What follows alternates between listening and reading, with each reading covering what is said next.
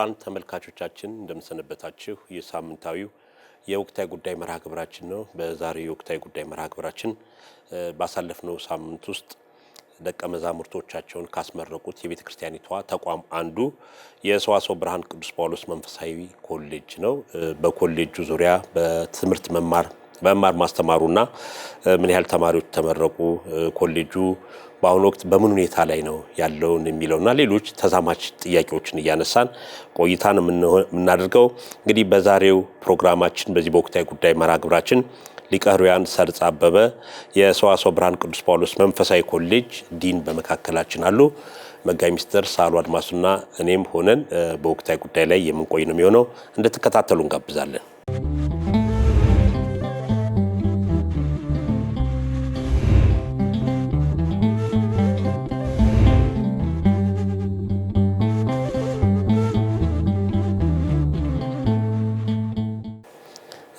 ሊቀ ኅሩያን ወደ ዝግጅት ክፍላችን እንኳን ደህና መጡ እንላለን። እንግዲህ የሰዋስወ ብርሃን ቅዱስ ጳውሎስ መንፈሳዊ ኮሌጅ በእድሜውም ቢታይ ከቅድስት ሥላሴ ዩኒቨርሲቲ የበለጠ ኢትዮጵያ ውስጥ ካሉት የከፍተኛ ትምህርት ተቋማትም በእድሜው አንጋፋ የሆነ ትልቅ ተቋም ነው። ይህ ተቋም እንደሚታወቀው በቀደሙት ጊዜም ታላላቅ ሊቃውንት ብፁዓን አበው ሊቃነ ጳጳሳትን አስተምሮ ትልቅ ደረጃ ያደረሰ መሆኑ ይታወቃልና እንደው ለተመልካቾቻችን እንደ መግቢያም እንዲሆነን እስቲ የሰዋስወ ብርሃን ቅዱስ ጳውሎስ መንፈሳዊ ኮሌጅ እንደው አመሰራረቱ እንደው አጠቃላይ ሁኔታው ምን ይመስላል? ከዛ እንነሳ። እሺ፣ ከሁሉ በማስቀደም አምላካችን እግዚአብሔር ቸርና መሐሪ ስለሆነ ሁሉንም በጊዜው የሚያከናውን እሱ ስለሆነ በሱ ፈቃድ እንደተባለውም ይህንን ታላቅ ኮሌጅ በእኔ አቅም ኮሌጁን ወክዬ እንድገልጽ እናንተም እድል ስለሰጣችሁኝ በመንፈሳዊ ኮሌጃችን ስም እያመሰገንኩኝ ሰዋስወ ብርሃን ቅዱስ ጳውሎስን መቼም ለቤተ ክርስቲያን መናገር ለቀባሪው ማርዳት ነው የሚሆነው። ያም ሆነ ግን ተቋሙን ወክለን በአገልጋይነት እስካለን ድረስ በማንኛውም ነገር የኮሌጁ ኃላፊዎች እኛ ሁነን እስከሆነ ድረስ ያው መግለጽ የግድ ነው። ሰዋስወ ብርሃን ቅዱስ ጳውሎስ መንፈሳዊ ኮሌጅ የታሪክ ድርሳናት እንደሚነግሩን በ1935 ዓመተ ምህረት ተመሰረተ። ዓላማው እና ራእዩ ግቡም ከሁሉም አቅጣጫ የቤተ ክርስቲያንን ሊቃውንት ማለትም የአብነት መምህራንን በአህጉረ ስብከት ሊቃነ ጳጳሳት ወይም በአህጉረ ስብከት ጽሕፈት ቤት ተመርጠው የነዚህ የመምህራን ማሰልጠኛ እንዲሆን ታስቦ በዚያም ጊዜ ስያሜው ራሱ ከፍተኛ መንፈሳዊ ትምህርት ቤት የሚል ስያሜ እንደነበረው ታሪክ ያስረዳናል። አሁን በሕይወት ያሉም በሕይወት የሌሉም አይናማ የሆኑ ሊቃውንት ስመጥሩ የሆኑ የቤተ ክርስቲያን አባቶች ከዚያው ኮሌጅ እንደተማሩ ከዚሁም ጋር ተያይዞ ሁለቱንም ጎን ለጎን ለማስኬድ ሰላም በር እየተባለ የሚጠራው ዘመናዊ ትምህርት ቤትም ለዚሁ መንፈሳዊ ኮሌጅ ደቀ መዛሙርት በዘመናዊ ትምህርታቸውን ተከታትለው ሁለቱንም እውቀት ጎን ለጎን እንዲይዙና ዓለም አቀፍ የሆነ ብቃት እንዲኖራቸው ለማስቻል ታስቦ በእርግጥም እውነት ነው። እዚያ የተማሩ መምህራን ዘመናዊ ትምህርታቸውን በዚያን ዘመን ወደ ውጭ ሀገር ለትምህርት እየተላኩ አብዛኛዎቹ የተማሩት መነሻቸው ሰዋስወ ብርሃን ቅዱስ ጳውሎስ መንፈሳዊ ኮሌጅ ነው። በኋላም ታሪክ እንደሚነግረን በ1975 አካባቢ በብፁዕ ወቅዱስ አቡነ ተክለ ሃይማኖት ዘመነ ብርትክና ማለት ነው መንፈሳዊ ኮሌጅ ተብሎ እንደተሰየመ ሲመሰረት ዓላማው ለዚህ ሁሉ ግብ ታስቦ ነው የተመሰረተውና ያኔ የተቀመጠው ውሳኔ በቅዱስ ሲኖዶስ ደረጃ አሁንም እሱ ያለው ማስረጃ ይገልጻል ማለት ነው። አመሰራረቱ ባጭሩ በትንሹ ይሄን ይመስላል። ሰፋ ያለ ነገር አለው በንጉሱ ዘመንም ከቦታው አሰጣጥ ጀምሮ። በነገራችን ላይ ምስረታው የሚገርመው ነገር የሐቅም ስለሆነ ነው ማለት ነው። በ35 ዓመተ ምህረት ያን ጊዜ እንግዲህ የኮሌጅ ሲመሰረት ወይም የከፍተኛ ትምህርት ቤት ሲመሰረት እንግዲህ ምንን አሟልቶ ምንን ሳያሟላ እንደሆነ መገመት ይቻላል። ዛሬም ላይ በዚህ ርቀት መተን ብዙ የጎደለን ነገር ስላለ ማለት ነው። ግን ያኔ ከሀገሪቱ ዩኒቨርሲቲ እንኳን ይቀድማል። አዎ የሀገሪቱ ዩኒቨርሲቲ አዲስ አበባ ዩኒቨርሲቲ በታሪክ ማይደር መቼ እንደተመሰረተ ሁላችንም የቅርብ ታሪክ ነው እናውቃለን፣ በ54 ዓመተ ምህረት። እሱ ግን ቀዳማዊነቱ በ35 ዓመተ ምህረት ከሆነ በስንት ዓመት ይቀድማል ማለት ነው? ከቤተ ክህነት የአስተዳደር ተቋማትም ሌሎችም ድርጅቶችም ቀዳማዊ ነው ቅዱስ ጳውሎስ፣ ቤተ ክህነቱ ራሱ ሳይቋቋም ማለት ነው። በጽህፈት ቤት ደረጃ በ40 ምናምን ነው ቤተ ክህነትም። ይህንም ታሪክ ማየትና መተማመን እንችላለን። ስለዚህ ይሄ ትምህርት ቤት ቀዳማዊ ነው ከዚህ ነገር ሁሉ ለማለት ነው። ሊቀ ኅሩያን በጣም ትልቅ ነገር ነው እየነገሩን ያለው። ወደዚህ ወደ ምርቃቱ መምጣታችን አይቀርም። ከዛ በፊት በተለይ የሰዋስወ ብርሃን ቅዱስ ጳውሎስ መንፈሳዊ ኮሌጅ የትምህርት አሰጣጡ ምንድን ነው የሚመስለው? አሁን በቀንም በማታም በርቀትም አለው። እንዴት ነው ተማሪ የሚቀበለው? መመዘኛዎቹ ምንድን ናቸው? ከዛ ጋር የመምህራንና የተማሪ በተለይ እንግዲህ አንድ ተቋም ሲባል ወይም ደግሞ ኮሌጅ ወደ ዩኒቨርሲቲ ሲባል የሚታዩ ነገሮች አሉ። የትምህርት አሰጣጥ፣ የመምህራን ብቃት፣ የተለያዩ ላይብረሪዎች የተሟላ መሆን፣ የተለያዩ ነገሮች ይታያሉና አጠቃላይ ትምህርት አሰጣጡ ምን ይመስላል? እሺ ሁላችሁንም መምህራን በእጅጉ አሁንም በድጋሚ ያመሰግናለሁ። እንግዲህ ኮሌጃችን የሚቀበላቸው ደቀ መዛሙርት የሚሰፍርበት የሚመዝንበት የራሱ አሰራር አለው። ያው በትምህርት ዓለም ውስጥ ወይም በትምህርት ተቋማት ውስጥ ዘመናዊም ሆነ መንፈሳዊው የራሱ የመንፈሳዊ ትምህርት ቤቱ መስፈሪያ ያለው ማለት ነው። ቅድም በመግቢያ ላይ እንዳነሳሁት ከፊትም ይሄ ኮሌጅ ሲመሰረት የታሰበው የመምህራን ማሰልጠኛ ነው የሚለው ስያሜው። ያኔ እንደተመሰረተ በንጉሱ ዘመን ነው። ታይትሉ ራሱ ሙሉ ቃሉን ወርዱን መውሰድ ትችላላችሁ፣ መጽሔቱ ላይ ስላለ ብዙ አነጋገር አለው። ከመንግስት ጋር አያይዞ ያንን ቦታ በመስጠት ለዚህ ዓላማ እንዲቋቋም በማድረግ በጥቅሉ መስፈርት አለን።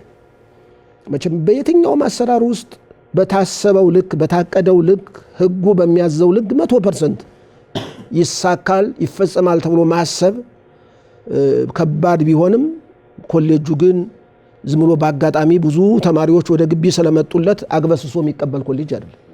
አጥርቶ ነው። ቅድም ያልኩ ሁለት ነገሮች ናቸው።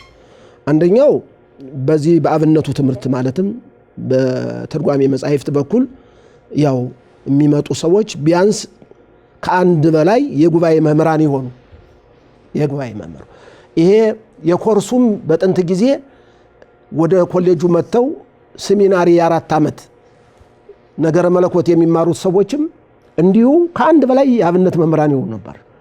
ይሄ እንግዲህ ሁላችሁም ወንድሞቼ በቅርብ ያላችሁት በተለይ መጋቤ ምስጢር ሳህሉ የዚያው ደቀ መዝሙር ስለነበሩ ያውቁታል። እንግዲህ ከዚያ በኋላ ነገሮች ሁሉ ተደራሽ ይሆን ዘንድ ትምህርቱን በቅንነትም በማሰብም አንዳንድ ጊዜ በአሰራር ክፍተትም ከዚያ በኋላ በዚህ አይነት ልክ ኮሌጁ ይቀበላል ወይ የሚለው ነገር ወደ ኋላ መጣበታለሁ ማለት ነው።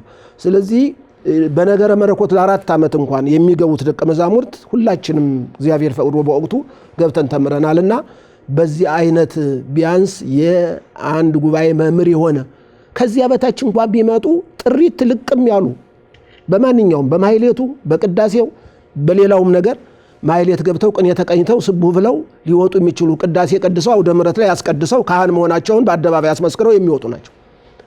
በዚህ አይነት ልክ ነው እና አንዱ ኮርስ ራሱ እንደምናውቀው ስርዓተ ጸሎትና ምንድነው ማታ የሰርክ ትምህርት ላይ እሁድ ቅዳሴን መቀደስ ስርዓተ ቅዳሴውን ደቀ መዛሙርት ናቸው ያን ገዳም። አሁን ካህናት ስለበዙና መጠጊያምና መተዳደሪያም ስለጠፋ ነው ከኮሌጁ ተነጥቆ አሁን ለሌላ አገልግሎት የተሰጠው ሌሎች ካህናት የገቡበት እንጂ በእኛም ዘመን ደቀ መዛሙርት ናቸው። ማህሌት የምንቆመው እኛ ነን፣ የምንቀድሰው እኛ ነን፣ ኪዳን የምናደርሰው እኛ ነን፣ ትምህርት የምናስተምረው በተራ እኛ ነን። ያ ሁሉ የደቀ መዛሙርቱ በዚያም ማሰልጠኛ ነው። የውጭ አስተማሪዎች የውጭ አዋቂዎቹ ነው እንዳይቀሩ እስከ ቤተ መቅደሱ ነው። ብዙ ጊዜ እኒ ትልልቅ መምህራን ተምረናል የሚሉ የቤተ መቅደሱን አገልግሎት የሰሞነኛ ስራ ብለው ይገፉታል። ያ እንዳይሆን ሁሉም መምህራን መጥተው እዚያ ላይ ተማሪ መሆናቸውን እንዳይረሱ ታዘው ቤተ መቅደስ ገብተው ዲያቆን ሆነው ቄስ ሆነው ይቀድሳሉ፣ አውደ ምሕረት ላይ ያስተምራሉ። ይሄ አንዱ መስፈሪያና መለኪያ ነበር የሚመጣው። በክህነት ዙሪያም ጥንቃቄ ነበረው ማለት ነው። በዚህ ምንድነው በዚህ በምንፍቅና ጉዳይም ጥንቃቄ ያለበት ነው ኮሌጁ ማለት በጣም ሰዋስወ ብርሃን የሚታወቅበት ይሄ ነው። መቼም በዘመናችን ሁሉም ነገር ወሬ ስለሆነ አንዳንድ ነገር የሚባል አይጠፋ ሊሆን ይችላል። ግን አሁንም ቢሆን ያላጣነው ጸጋችን ይሄ ነው። በቃ በእውነት ጥሪት ያሉ የቤተክርስቲያን ልጆች ይገባሉ። አሁን በቅርብ ጊዜ ግን ምስጋና ይገባዋል ቅዱስ ሲኖዶስ የቤተክርስቲያን ልጆች የሆኑ በሰንበት ትምህርት ቤት ያደጉ በሌላም መንፈሳዊ ማህበር ውስጥ ብቃት ያላቸው ወደ ከፍተኛው ትምህርት ቤት ገብተው የሚሰጠውን ትምህርት ለመቀበል አቅም አላቸው የተባሉ ሴቶችም ወንዶችም ተመርጠዋል። ይሄን ሁላችን እናውቃለን። የግድ ቄስ ብቻ ዲያቆን ብቻ አይደለም። በአሁኑ ሰዓት ያ የሚማሩት ሌላ ይሄን ነገረ መለኮቱን ትምህርት ብቻ ሳይሆን የትርጓሜ የሆኑን ትምህርት እንዲማሩ ተፈቅዶላቸዋል። እኛ አሁን ሴቶች አሉ፣ መነኮሳያት ሴቶች አሉ፣ አንድምታ ሐዲሳት የሚማሩ ማለት ነው አሉ። እንደምናውቀው የቅኔ መምህራት አሉ አይደል? በየትኛውም ሀገር ቤተክርስቲያን አሏት የሴቶች፣ ያውም ታዋቂ በታሪካቸው የምናውቃቸውም ማለት ነው፣ የቅኔ መድበል የሆኑ ማለት ነው። እና አሁንም ቢሆን በእኛም የሚማሩ ሴቶችም ወንዶችም የበለጠ እንደውም በአሁኑ ሰዓት በኮሌጆቻችን በሚሰጠው ትምህርት የምንደሰትበት ነገር ይሄ ነው፣ ሁሉን ያሳተፈ በመሆኑ ማለት ነው። ግን የመግቢያ መፈተኝ መመዘኛ አለን። አስቀድሞ መጀመሪያ በመረጃ ደረጃ ይሄን ያሟላ ብለን ነው የምንመዘገበው። ከዚያ በኋላ ደግሞ የመግቢያ መመዘኛ ፈተና እንሰጣለን ማለት ነው። ይሄ ተቋማዊ እውነታ የሆነው አሰራራችን ነው ማለት ነው።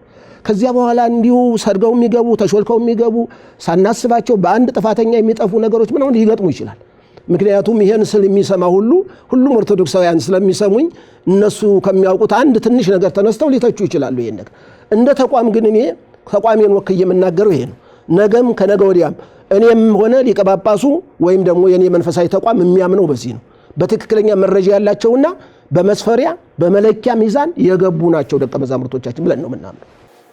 እንደው የትምህርት አሰጣጡስ ምን ይመስላል? ለምሳሌ የማታ አለው፣ የቀን አለው፣ ትርጓሜ ያለው እንደው የትምህርት አሰጣጡ እንደምናውቀው እንደው ዓመተ ምሕረቱን በዚህ ዓመት ብዬ ባልጠቅስም በቅርብ ጊዜ ያው እንደምታውቁት አንድ ሁላችን የምናውቃቸው መምህር ወይም ወንድማችን ናቸው እዚያ ያሉ።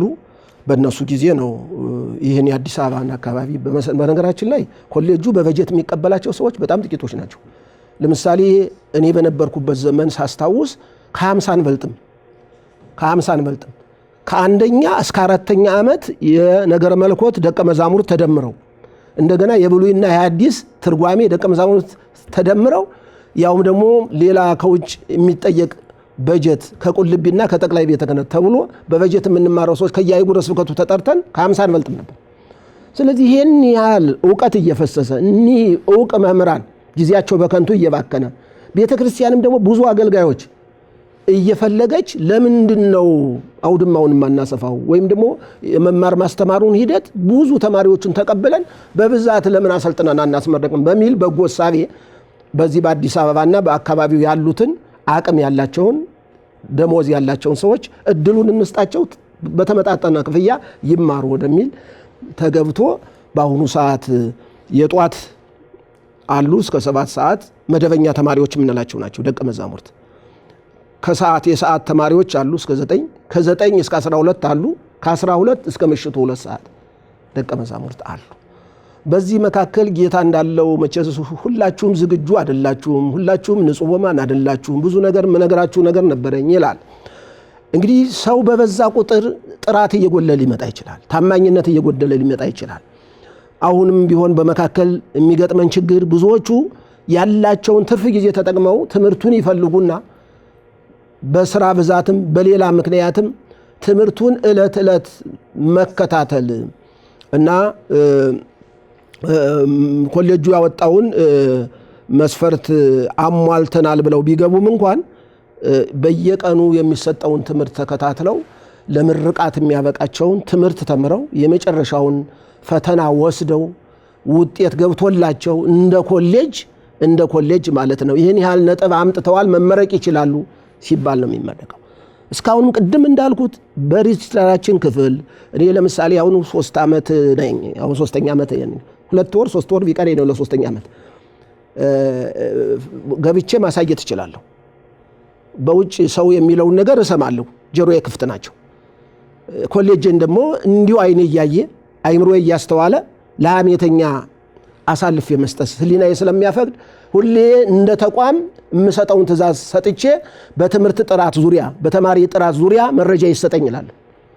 መረጃ እነዚህ ሐሜቶች ስላሉ ዝም ብለው እንዲሁ ገባ ወጣ ያሉ የሚመረቁ አሉ ብሎ ይታማል። በትምህርት ዓለም ውስጥ ይሄ ያለ ነው አይደለም። እኛ በመንፈሳዊ ተቋም ቀርቶ ከኛ ውጭ በሆነም ያሜት አለ እናውቃለን አይደል? ዝሮ እንዲህ አይነት ሰዎችም ደግሞ ጨርሶ ይጠፋሉ ተብሎ አይደለም። እና ትምህርቱ ግን ኮርሶቹ ግን ለዲፕሎማ እስካሁን የምንጠቀማቸው እስከ 130 ምናምን ክሬዲት ወይም ደግሞ ኮርስ ወስደው መመረቅ እንዳለባቸው እሱን አሟልተዋል ብለን ነው። በዚህ መሰረት የሚመለከተው ለሚመረቁ ተማሪዎች በመጀመሪያ ሪፖርት አቅራቢው ኃላፊነት የሚወስደው ወደ ዲጂታል ክፍል ነው። ከዚያ ሲቀጥል ደግሞ አካዳሚክ ኮሚሽንና ምንድነው አካዳሚክ ምክትል ዲንና ትምህርት ክፍል ነው። በዚያ ሌቭል ነው ወደኛ የሚመጡት። ስለዚህ እነዚህ ሰዎች ይሄንን ኮርስ ወስደዋል ብሎ በሚሰጠው ምስክር ነው ስንመረቅ ኖረናል። በዚህ ዓመት ደግሞ ለዲግሪው ከ165 እስከ 180 ድረስ ይሄን ክሬዲት ይወሰዱ ደቀ መዛሙርት ናቸው ምን መረቃቸው።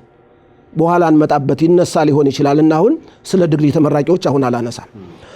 በጣም ጥሩ አድርገው ነው ሊቀ ሕሩያን ያብራሩት። እንግዲህ የቀደሙት ይሄ መንፈሳዊ ኮሌጅን ሲያቋቁሙ የመምህራን ማሰልጠኛ የሚል አድርገው ማቋቋማቸው ቀላል አይደለም። ልክ አሁን እዚህ በአዲስ አበባ ዩኒቨርሲቲም የኮተቤ ትምህርት ኮሌጅ የሚባለው አሁን ደግሞ ሜትሮፖሊታን የሚባለው እንደዚህ መምህራን ብቻ የሚያፈራ ነው እና በዛ ዘመን በንጉሱ ዘመንም ይሄ ታስቦ የቤተ ክርስቲያኒቷ ስብከተ ወንጌል የሚያስፋፉ መምህራን ነው የሚያፈሩ ብለው የቀደሙ አባቶች ይሄን አስበው ማዘጋጀታቸው በጣም የሚያስመሰግን ነው። እኔም ገና ዛሬ ነው ያወቅኩት አላውቅም ነበርና እንግዲህ የሰዋስወ ብርሃን ቅዱስ ጳውሎስ መንፈሳዊ ኮሌጅ መምህራን ማሰልጠኛ ከዛ ወጥተው መምህራን በተለያየ ቦታ ትምህርት የሚሰጡበት እንደሆነ ጥሩ አድርገው ገልጸውልናል። እዚህ ላይ መጋቢ ሚስጥር ሳሉ የሚያክሉበት የሚጠይቁት የሚያነሱት ሐሳብ ካለ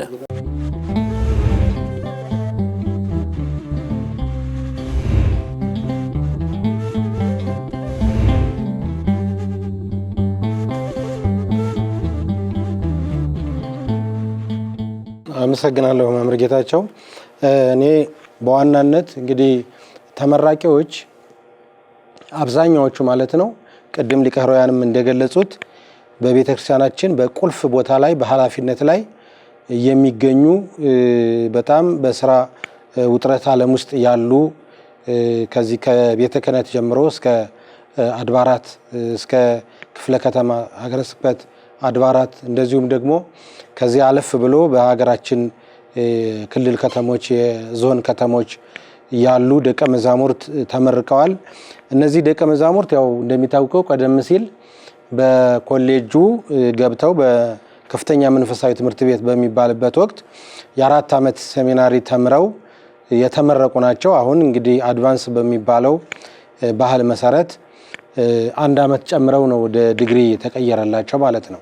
እና ይህንን ተከትሎ አንዳንዶቹ ነገሮችን ባለማስተዋል እነዚህ በኃላፊነት ላይ ያሉ ኃይሎች መቼ ነው ትምህርቱን የተከታተሉት? እንግዲህ ክትትሉ እንዴት እንደሆነ ሊቀ ሕሩያን አብራርተውታል። ከሳቸው በላይ ምስክር አያስፈልገንም። ነገር ግን ከስራ ውጥረት አንጻር አለቆች የተለያየ ቤተክርስቲያናችን ቁልፍ ቦታዎች ላይ ያሉ ስለሆኑ ትምህርቱን ተከታትለውታል ወይ የሚል ነው። እንግዲህ በተለይ ይሄ ዲግሪው በዛ ያለ ነው። ከዛም የተነሳ ሊሆን ይችላል የጥራት ጥያቄ ቀረበው። ወደ 369 በዲግሪ መርሃ ግብር ነው የተመረቁትና እንግዲህ ሊቀ ሕሩያንን የምጠይቀው እነዚህ አሁን የተጠቀሱት በሐሜት መንገድም መቼ ነው የተማሩት የሚባሉት የቤተክርስቲያን ኃላፊዎች ያለውን ሁኔታ በተጨማሪ እንደ ጥያቄ ነው እውነትም በደንብ ተከታትለዋል የሚል ነው። ሌላው እንግዲህ ዲግሪ ማለት ያው ዓለም አቀፍ ደረጃ ነው።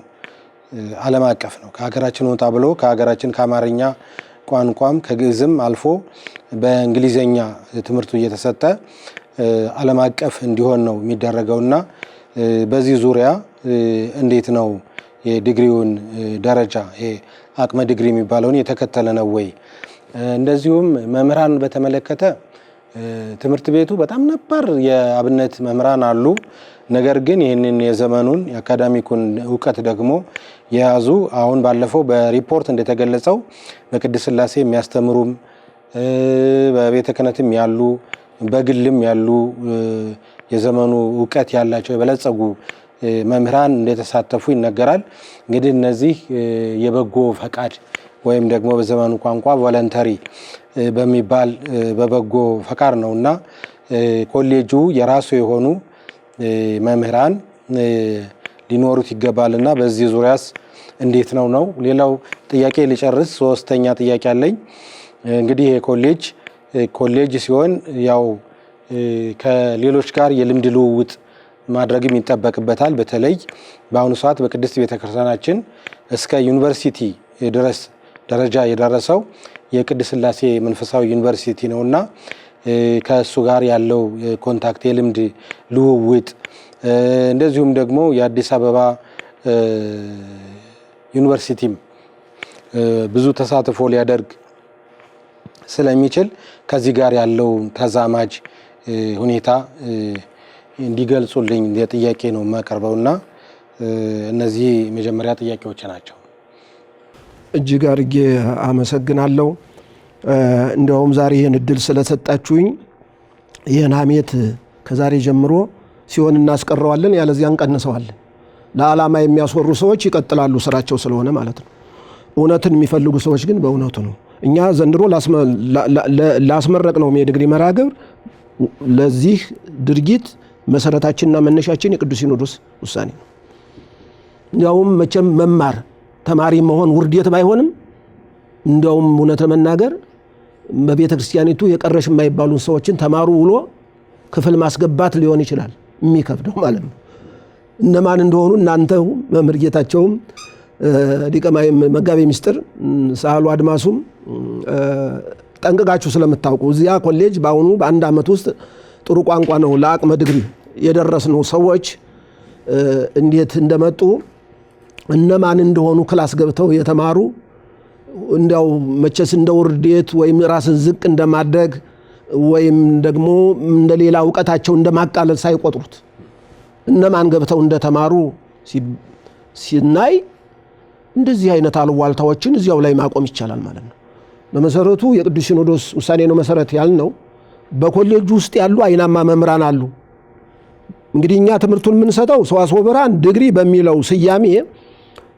በሚለው ስያሜ ምንድነው? ተመሳሳይ ሞግሸ ነው ስሙ።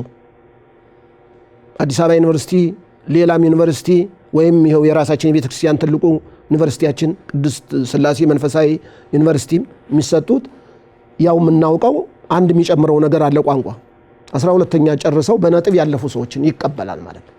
በቤተ ክርስቲያን ትምህርት ያን ያህል ተጽዕኖ ሳይደረግባቸው። እኛ ግን ትልቁ መመዘኛ ቀደም የተናገርኩት ነገር ነው የምንለይበት ነው ያው ብያለሁ። አሁንም ቅዱስ ሲኖዶስ ይህን ታሳቢ አድርጎ ነው ለብዙ ጊዜ እየተጠየቀ ከ40 ዓመት በላይ ብያለሁ በሪፖርቴ።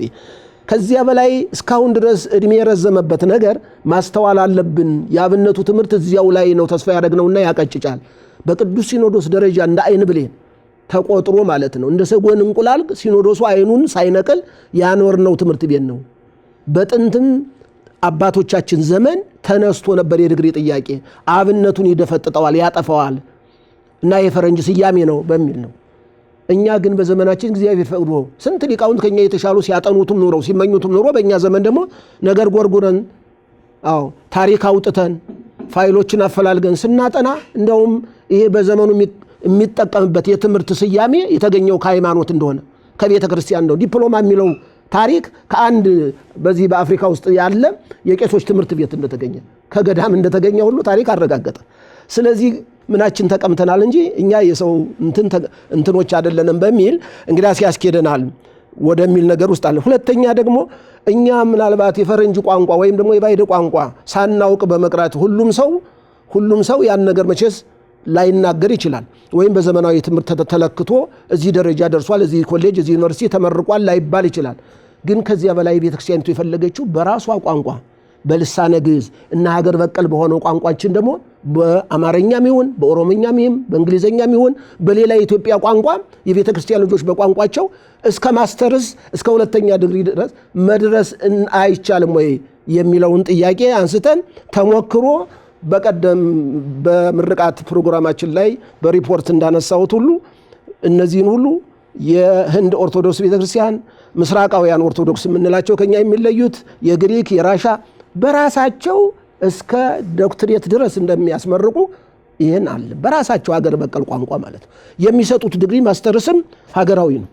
አገራዊ ነው። እውቅናው እስከዚህ ድረስ ነው። በዚያ መሄድ ከተቻለ እነዚህ ሊቃውንት በዚያ ደረጃ ክብራቸው መጠበቃል። ከዚያ በፊትም እኛ ፈርተነው ካልሆነ በስተቀር የአዲስ አበባ ዩኒቨርሲቲ ይልቅ የቤተክርስቲያን ሊቃውንት ያን ጊዜ በዘመኑ ማለት ነው አስኮላ ትምህርት ያልገቡትን እነ ዶክተር አየለን እናስታውሳለን በታሪክ አይደል የአዲስ አበባ ዩኒቨርሲቲ ነው ስያሜ የሰጣቸው። ስለዚህ ትምህርቱ ሲለካ ከንባብ ትምህርት ጀምሮ እስከ አብነት እስከ መጨረሻው ትምህርት ሲለካ ይሄ የመጀመሪያ ዲግሪ፣ የሁለተኛ ዲግሪ፣ የሶስተኛ ዲግሪ ተብሎ ተለክቷል። ቤተክርስቲያንም ይህን ጥናት አጥንታለች አለ። በዚህ መሰረት ነው ድፍረቱ የኖረን። ለቅዱስ ሲኖዶስም ያሳመንበት ልሳናችን ተሰሚነታችን ይሄ ነው። ይሄ ይቻላል አለ። እንግዲያስ የአብነቱን ትምህርት ቤት በማይጎዳ መልኩ እነዚህ ያሟሉ ሰዎች እንዲያውም እነዚህ የኮሌጁ መምህራንም አሁን ያሉትን እናውቃለን። እነ የንታሸቱን የንታ ሃይማኖቱን ታውቃላችሁ አይደል? እነሱም እንደው የወረቀቱን አላገኙትም ተብለው እንዳይሸማቀቁ እንዲሰጣቸው በሚለው የተወሰነው እንደው እንዲሰጣቸው የሚባለው እንግዲህ በዚህ በዲግሪው መርሃ ግብር የተማሩ ሰዎችን እነማን እንደሆኑ እንደው በዚህ ማንሳት አያስፈልገኝ ካልሆነ በስተቀር እነ ሊቀ ሊቃውንት አባ ተክለ ሃይማኖት ናቸው አይደለም እንዴ? እነ መጋቤ ብርሃናት ቆሞስ አባ ተክለ ያሬድ ናቸው አይደለም እንዴ? እነ የንታ ሃይማኖት ናቸው። በህይወታቸው እንዲህ አይነት በሰው መሃል ተሰብስበው መተው ያውቁ። እነ የንታ ስቡ ናቸው። እነዚህ ሰዎች ናቸው። ስለዚህ እነዚህን ሰዎች ኑ ትምህርት ቤት ግቡ ማለት ነው የሚከብደው ወይስ አንድ ዓመት ተምረው ይህንን ዲግሪ መስጠት ነው ነውር የሚሆንብን? ሌላው ደግሞ ሁለተኛው ቅድም እንዳሉት ከሐሜት ነፃ የሚያደርገን ቅዱስ ሲኖዶስ እና ከቅዱስ ሲኖዶስ ውሳኔ በኋላም ልዩ ባለሙያ ተቋቁሞ በኮሚቴ በቡድን ልክ የትግበራ ጥናት አጥንተዋል። ሲያጠኑ የሚሰጡ ኮርሶችን ለይተናል። ምንድነው ያደረግነው? በየትኛው ትምህርት ዓለም ስላለ ያልወሰዱትን ኮርስ እንዲወስዱ ከዚህ በፊት በተለያየ ኮሌጅም ሆነ በተለያየ ስልጠናም ሆነ አሟልተው የኮሌጁ የሚሰጣቸውን ኮርሶች በሌላ ሙሉ 100% ወስደውት ከተገኘ እንዲደግሙት አይገደድም። ይሄንም ደግሞ በተሞክሮ ሰብስበን በቦርድ ደረጃ ተወያይተንበታል። ስለዚህ ይሄን ኮርሱ ለምሳሌ የቤተክርስቲያን ታሪክ ኮርስ በሌላ ወስደውታል ከተባለ ይሄን ኮርስ እንዲወስዱት አይገደድም። ጊዜውን የሚያሳጥር ይሄ ነው። ለአንድ ዓመት ተኩልና ለሁለት ዓመት የተባለ ነገር ነበር በቅዱስ ሲኖዶስ ውሳኔ የተገኘ። ያንን ለአንድ ዓመት ሊያመጣ ነው ስናያውን ከቅዱስ ሥላሴ ዩኒቨርሲቲ የተማሩ ሰዎች ወደኛ የገቡ ከሆነ ከሌሎቹም ዩኒቨርሲቲዎች መንፈሳዊ ኮሌጅ ገብተው የተማሩ ካሉ በአብነት ትምህርት ቤቱም በመሰረቱ መስፈርቱ አሁን በዚህ የምናካትታቸው እንዲማሩ ማለት ነው። ቅዱስ ሲኖዶስ የሚወሰነው ከራሱ ከቅዱስ ጳውሎስ በትርጓሜና በ4 ዓመት ሴሚናሪ የተማሩ ሌላ የቤተክርስቲያኒቱ ኮሌጆች የሆኑ እውቅና ከተሰጣቸው ኮሌጆች በዲግሪም በዲፕሎማ የተመረቁ ከሆነ ዓመቱ ይጨምራል ነው። በዲግሪ የተመረቁ ከሆነ በአንድ ዓመት ይካተታል ማለት ነው። በዲግሪ ሌላ ቦታ የተመረቁ ከሆነ አንድ ዓመት ሲካተት ሁለተኛ ዲግሪ ነው የሚሆንላቸው ለነሱ። በቃ ፍላጎት አሁን ለጊዜው ተሞክሮ ለአንድ እንዳልከው ነው። ዓመቱ ሲተመን ለሁለተኛ ዲግሪ ነው የሚያበቃው። እኛ ግን እማራለሁ ፈልገዋለሁ ይሄን የተለየ ምስጢር አገኝበታለሁ ካለ እኛ ለጊዜው አሁን ሁለተኛ ዲግሪ ለመስጠት ስላልተፈቀደልን በአንደኛው ዲግሪ አይ ይሄማ ከሆነ ተምሬዋለሁ ካለ ትቶ ይሄዳል ማለት ነው። ዙሮ የኛ ከታወቁ የአብነት ትምህርት ቤት ማለት የትርጓሜ ትምህርት ቤት ቅዱስ ሲኖዶስ እውቅና ከሰጣቸው ለምሳሌ እንደ ደብረ ሊባኖስ፣ እንደ ጎንደር፣ እንደ ሞጣ፣ እንደ ማነው ዲማ እነዚህን የሚመስሉትን የአዲሳት የብሉያት የመጻሕፍተ ሊቃውንት የመጻሕፍተ መነኮሳት ትርጓሜ የተማሩ ሰዎች እና 4 ዓመት ሴሚናሪ የወሰዱት ከነሱ ጋር አብረው ዲግሪው መውሰድ ይችላሉ። ኮርሶቹ በቋንቋም ሆነ በሌላ እዚያው ላይ በጥናቱ የተዘረዘሩትን እንደወረደ ነው ቅዱስ ሲኖዶስ ያጸደቀው ማለት። እኛን እነሱን ታሳቢ አድርገን ደግሞ እንደ ኮሌጅ እና እንደ ቦርድ ተመካክረን ተመን ነው በጊዜ ካላንደር አለን ጊዜ አይደል ኮርሶቹ መቼ ያልቃሉ በዚህ ተተምኖ ተጣርቶ አሁን ለምሳሌ ወደ ኋላ ያስቀራናቸው ሰዎች እኮ አሉ። ይሄ በሰው ሞራን እንትን ላለ ማለት ያለፍነው ነገር እንጂ እኮ የቀሩ አሉ። ቀጥለው እድሉን አስፍተን በሚቀጥል አጠናቀው ምን ብለው እንዲመረቁ የምናደርጋቸው ሰዎች አሉ። ከዚህ አንፃር ሰው በራሱ ልክ አስቦ ወይም ደግሞ ይሄን ነገርም ሳይጥመው ቀርቶ ማደፍረስ ፈልጎ ነፋስ ማስገቢያ እንዲሁ ለወሬ የሚያበቁ ሰዎች ስላሉ ኮሌጁ ግን ለእያንዳንዱ ነገር ሙሉ የሆነ መልስ አለው ለማለት እንጂ በዚህ ላይ ያስመረቅ ነው።